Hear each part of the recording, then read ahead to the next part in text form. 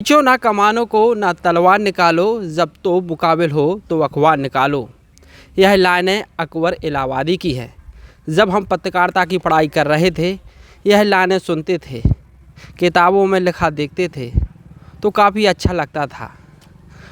एक हिसाब से बड़ा उत्साह होता था पत्रकारिता करने का, लेकिन जब फील्ड में उतरे तो जो उत्साह पहले था वह नहीं दिखा, क्योंकि वर्तमान समय की पत्रकारिता में व्यवसायिक घरानों का कब्जा हो गया है। कई बड़े बड़े उद्योगपतियों ने, मीडिया घरानों ने कब्जा कर रखा है। तो वर्तमान समय की पत्रकारिता अब काफ़ी कठिन हो गई है। कई लोग आरोप लगाते हैं कि यह बिकाऊ पत्रकार है, ब्लैक मेलर पत्रकार है। हालांकि उनके आरोप वाजिब हैं, लेकिन आज भी पांचों उंगली बराबर नहीं होती। कई अच्छे पत्रकार भी होते हैं। आज हिंदी पत्रकारिता दिवस है, इसलिए आज हम पत्रकारों की बात कर रहे हैं। हमारे साथ स्थानीय पत्रकार हैं, उनसे ही बात करेंगे। आखिर पत्रकार को क्या परेशानी जाती है फील्ड में? लोग आरोप तो लगा देते हैं, लेकिन कई परेशानी जाती है, इसके बारे में बात करेंगे। हमारे साथ वरिष्ठ पत्रकार संतोष नामदेव हैं। नामदेव जी, फील्ड में आखिर पत्रकारों को क्या समस्याएं जाती हैं? हम टीवी पर देखते हैं बड़े बड़े एंकर वहाँ पर बैठ के डिबेट करते हैं, घंटों चिल्लाते हैं, लोग आरोप लगाते हैं, लेकिन पत्रकारिता तो ओरिजिनल फील्ड में है, जो आप लोग हम लोग ग्रामीण क्षेत्रों में कर रहे हैं। खबर तो यहाँ से निकलती है। क्या कहेंगे आप?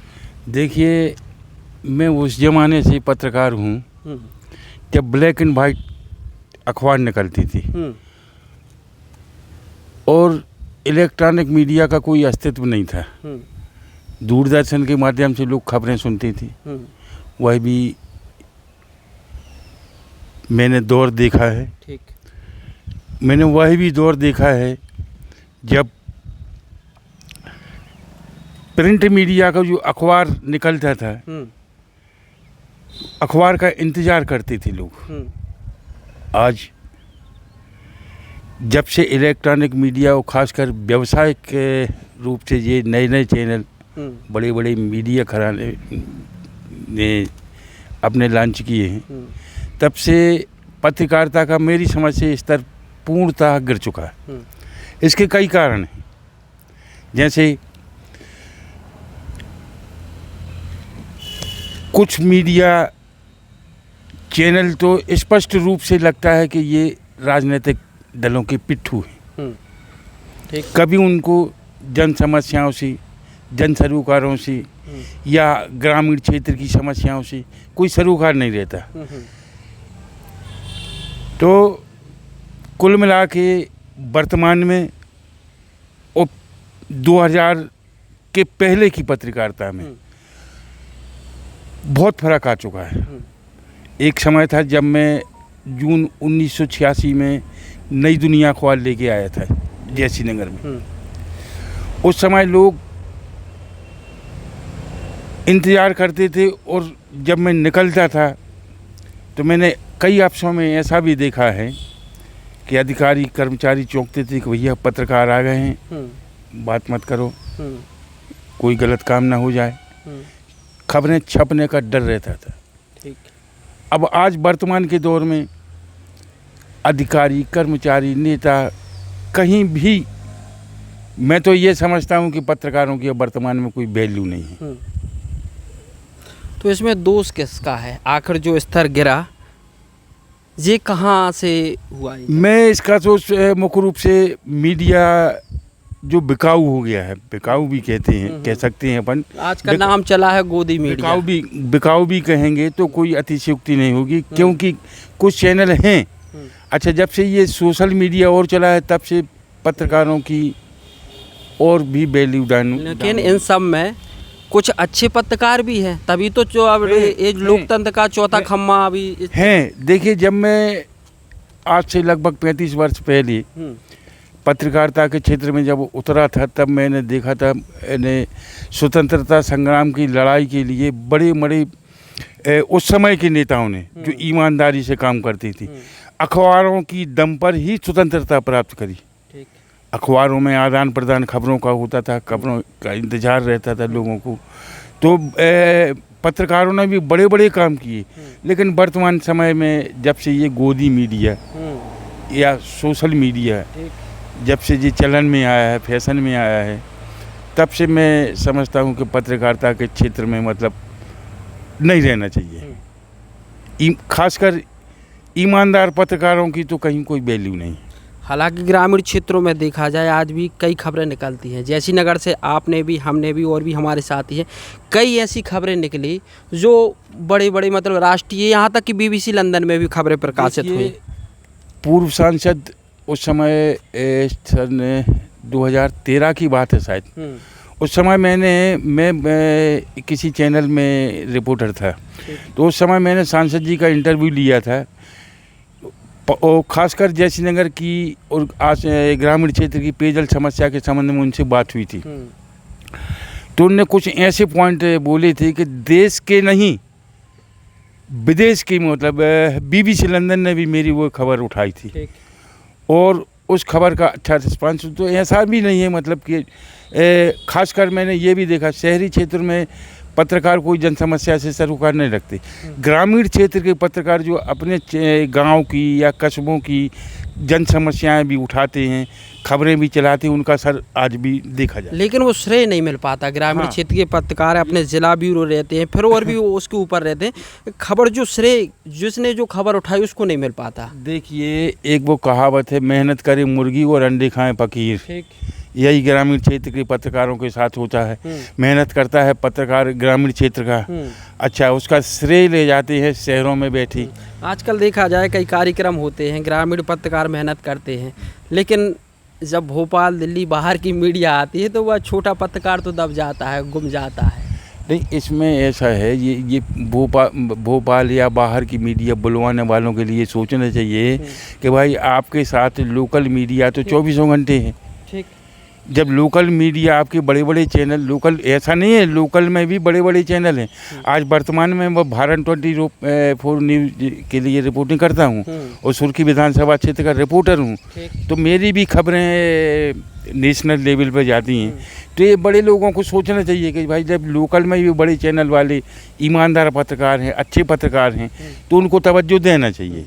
अब ये उनकी सोच है, अब उसमें अपन क्या कर सकते हैं। लोग आरोप लगा देते हैं कि फला खबर छप गई, मतलब कि सामने वाले ने कुछ दे दिया होगा तो अच्छी खबर लगाई, अगर नेगेटिव लगा दी तो लोग कहते हैं या जो संबंधित व्यक्ति है वो कहता है कि पैसे नहीं दी इस वजह से। ये कई प्रकार के आरोप लगते हैं, लेकिन जो निचला स्तर से जो खबरें यहाँ से होती हैं तो उनको कई परेशानी जाती है फील्ड में, इस तरह के आरोप भी लगते हैं। हालांकि उनके बारे में नहीं सोचते उनके परिवार वालों के कि कैसे वो जीवन यापन करता होगा। एक खबर के पीछे अपनी गाड़ी से जाता है, पेट्रोल भी खर्च करता, समय हो जाता है जाया, इंटरनेट में भी अपना उसका बैलेंस लगता है, तो कई प्रकार की परेशानी जाती। तो ऐसी क्या समस्या है? देखिए, मैं इसमें इतना ही कहूँगा कि वर्तमान दौर में ईमानदार पत्रकारों का क्या कहना चाहिए, उसको रहना ठीक नहीं है।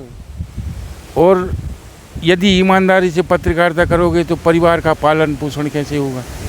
भाई कहीं से कहीं ना कुछ तो करना पड़ेगा। मीडिया चैनल वाले खबरें तो मांगते हैं, खबरें लेते भी हैं, चलाते भी हैं, लेकिन खबरों का उसको कुछ मिलता नहीं है। इसलिए कुछ पत्रकारों की मजबूरियां भी हो जाती हैं लेने देने की, कारण यही है। लोकेशन हम लोगों को इसलिए बदलना पड़ी चूँकि पत्रकारों की बात हो रही थी। आंधी तूफान इतनी ज़ोर से ज़बरदस्त आया कि हम लोगों को अपने कैमरा सेटअप उठाकर बंद कमरे में बैठना पड़ा। हमारे साथ अभी हम लोगों ने बात की संतोष नामदेव जी से, उन्होंने कई बातें बताई और अब हमारे साथ बात करने के लिए मौजूद हैं जयश्रीनगर के पत्रकार प्रशांत दीक्षित। दीक्षित जी, आज हिंदी पत्रकारिता दिवस है। सोशल मीडिया पे कई पोस्टें देखी, कई लोग शुभकामनाएं दे रहे थे, तो कई लोग तंज भी कस रहे थे कि सच्चे पत्रकार को बधाई, शुभकामनाएं हिंदी पत्रकारिता दिवस की। कई प्रकार के आरोप लगते हैं कि ये फला पार्टी का पत्रकार, ये फला पार्टी का पत्रकार। क्या मानते हैं आप? सबसे पहले तो आज मैं हिंदी पत्रकारिता दिवस की हमारे देश की और जितने भी इस हमारे हिसाब से तो इस दुनिया में जितने भी पत्रकार हैं, सभी पत्रकार साथियों के लिए बहुत बहुत शुभकामनाएं। और मैं अभी जो हमारे भाई ब्रजेंद्र ने बताया और हमारे साथ हमारे जो वरिष्ठ पत्रकार आदरणीय रज्जू नामदेव जी भी हैं और हमारे छोटे भाई जो हमारे सब बाजू में बैठे हैं, सबसे पहले ने बताया कि हमें लोकेशन चेंज करनी पड़ी, इतनी तेज़ आंधी और तूफान चल रहा है। तो मैं पत्रकारों पे से 2 लाइनें बोलना चाहता हूँ इसी आंधी तूफान पे से कि आंधी और तूफान से टकराए पत्रकार, आंधी और तूफान से टकराए पत्रकार, पत्थर से भी जो टकराए वो कहलाए पत्रकार। आंधी और तूफान से टकराए पत्रकार, पत्थर से भी टकराए वो कहलाए पत्रकार, दुनिया को सही राह जो दिखलाए पत्रकार।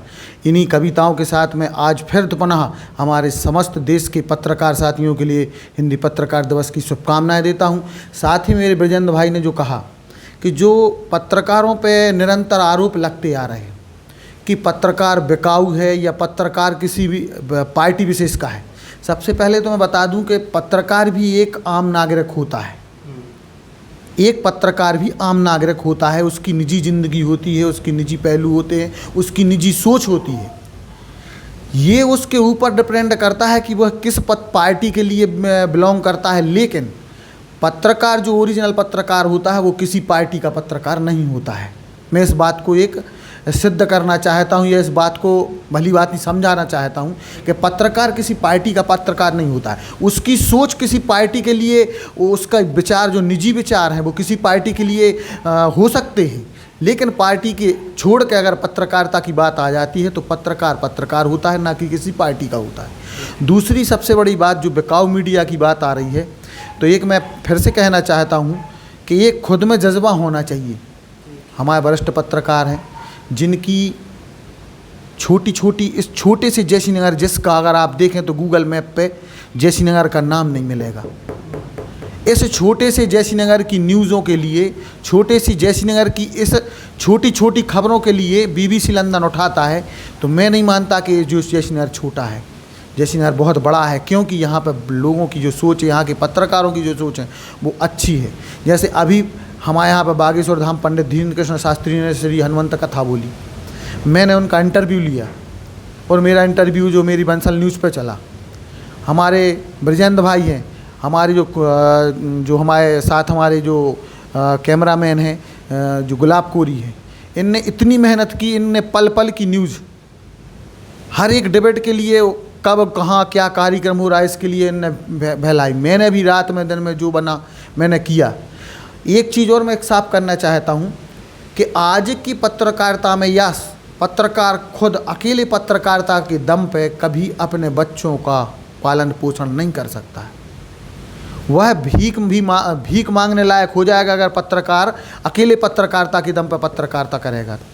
अगर पत्रकार का निजी व्यवसाय कोई धंधा कुछ नहीं है तो वह पत्रकार आज भूख मरने की स्थिति में है, क्योंकि पत्रकारों का निरंतर ग्राफ गिरता जा रहा है। कुछ पत्रकारों की बदौलत जो अपने निजी स्वार्थों के लिए, अपने निजी हितों की पूर्ति के लिए जो पत्रकारिता ही पे डिपेंड करते हैं, शायद मेरे हिसाब से वो अपनी पत्रकारिता के लिए या अपने धन कमाने के लिए वो किसी भी स्तर तक गिर जाते हैं। लेकिन मैं जानता हूँ और मैं मानता हूँ कि आज भी ऐसे पत्रकार हैं जो अपना बिजनेस, निजी व्यवसाय कुछ और करते हैं। पत्रकारिता तो वो केवल अपने पैसे के लिए करते हैं, या पत्रकारिता है तो वो जनता के हितों के लिए करते हैं, जनता की बात को ऊपर लेवल तक पहुंचाने के लिए, जनता में जो कमियां, जनता को जो परेशानियां जा रही हैं उनको उजागर करने के लिए, जो भ्रष्टाचार हो रहा है उसको उजागर करने के लिए जो पत्रकार होते हैं वो निरंतर प्रयास रहते हैं। दीक्षित जी, यहाँ पर आपको टोकूंगा, एक बात ये भी कहूँगा, चूँकि एक पत्रकार किसी संबंधित संस्थान के लिए काम करता है, संस्थान से गाइडलाइन जारी होती है, आज इस पर स्टोरी कवर करना है। एक पत्रकार है जो चाह कर भी जैसा सब ऊपर से हेड से जैसा आप निर्देश आया तो उसी के अनुसार काम करना पड़ता है। अगर उसके अनुसार काम नहीं किया तो आपको नौकरी से हटा दिया जाता है। अब चूँकि वर्तमान समय में जितने भी मीडिया घराने हैं तो ये तो व्यवसाय हो गया है। वो किसी पार्टी, आरोप लगते हैं कि ये इस पार्टी का चैनल है, ये इस पार्टी का चैनल है, तो ये भी तो बड़ी समस्या है कि आखिर जो रियल पत्रकार है फील्ड में वो अपनी संस्थान की नहीं सुनेगा तो नौकरी से निकाल दिया जाएगा। तो ऐसे में वो अपने परिवार का कैसे भरण पोषण करेगा?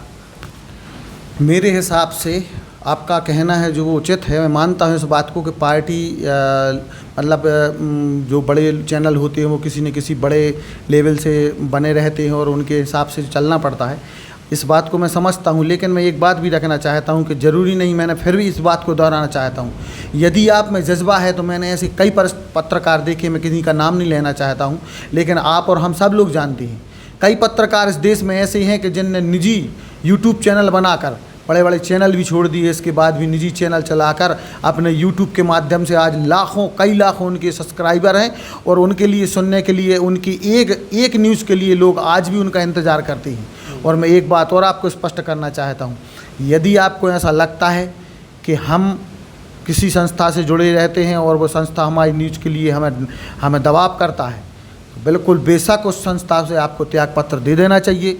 और ऐसे आज देश में कई पत्रकार हैं जो पत्रकार इकट्ठे होकर चाहें तो अपना एक निजी चैनल बना सकते हैं जो निष्पक्ष पत्रकार हैं। तो मैं एक बार फिर कहता हूँ, अपने इस जो मेरी बात ये जहाँ तक भी जाए, उन पत्रकार साथियों को मैं आमंत्रण देना चाहता हूँ और मैं कहना चाहता हूँ कि अगर ऐसे पत्रकार कहीं दबे हुए हैं तो सारे पत्रकार एक होकर एक चैनल अपना ऐसा बना सकते हैं कि जिसकी आवाज़ को कोई छेड़ नहीं पाए, उस आवाज़ को कोई दबा नहीं पाए, उस आवाज़ के लिए कहीं कोई रोना नहीं सके। तो मेरा कहना ये है कि अगर ऐसा होता है तो ऐसे नहीं है, जो अच्छे पत्रकार हैं वो मिलकर एक अपना चैनल बनाए और अपनी जो खबर है उस खबर को कोई रोकने वाला नहीं हो और उस खबर को हर जगह तक पहुंचाया जाए।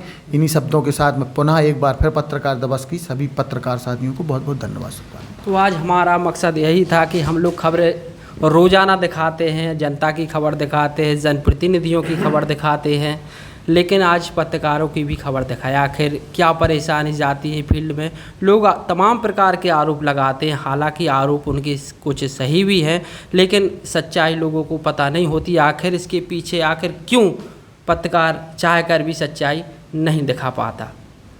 ऐसे कई मुद्दे रहेंगे जिस पर हम इसी तरह से चर्चा करेंगे।